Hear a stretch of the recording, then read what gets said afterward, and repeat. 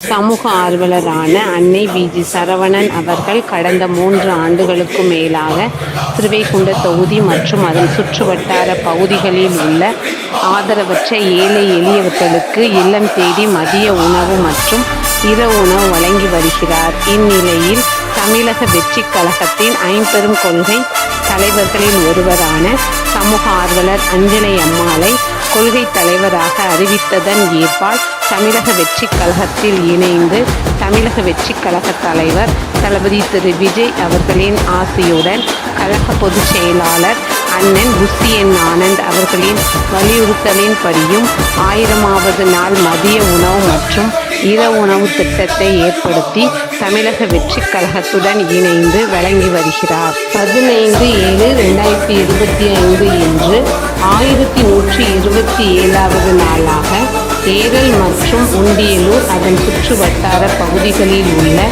80 ஆதரவற்ற ஏழை எளியவர்களுக்கு தமிழக வெற்றிக் கழகம் தூத்துக்குடி மேற்கு மாவட்டம் அன்னை வி.ஜி. சரவணன் அவர்களின் சார்பில் மதிய உணவாக முட்டையுடன் கூடிய சாம்பார் சாப்பாடு வழங்கப்பட்டது.